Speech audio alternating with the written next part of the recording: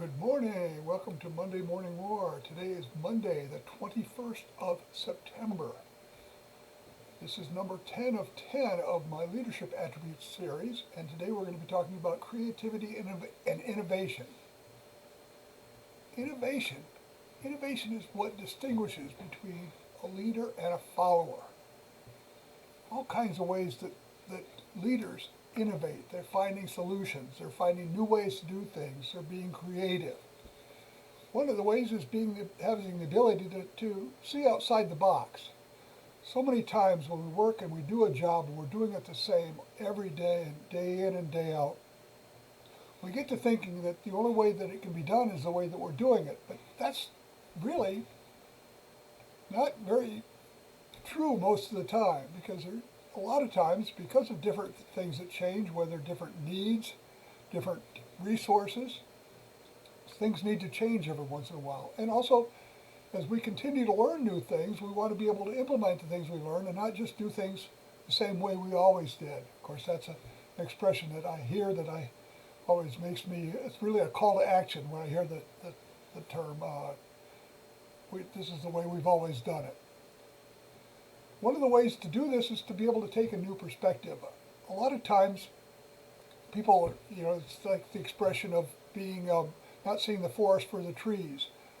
You're working on a job, you're doing the same job every day, and you don't really take a step back and look at what's the outcome supposed to be, what are the processes, how is it working. You're just going in and doing it because you're doing it based on your habits and your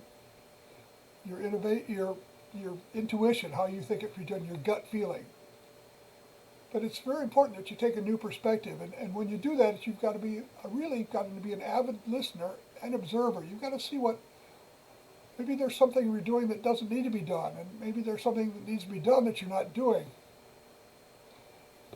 One of the problems that a lot of people have with creativity is that they're afraid of change. I mean, they don't really mind that the world is changing as much, but they don't really want to change themselves. So it's important that we are able to accept change and be able to take that and move forward with it. Think about the different people that have had the leadership roles in your life, whether it be your parents or your teachers. How have they handled innovative ways to do things?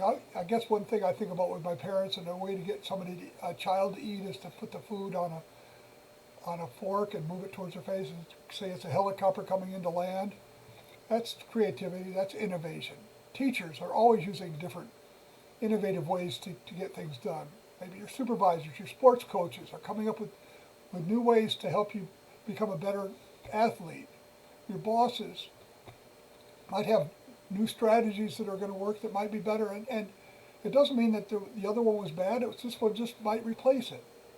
Think about the innovation that we get from our government officials, whether it's our mayors, our governor, or even the President of the United States.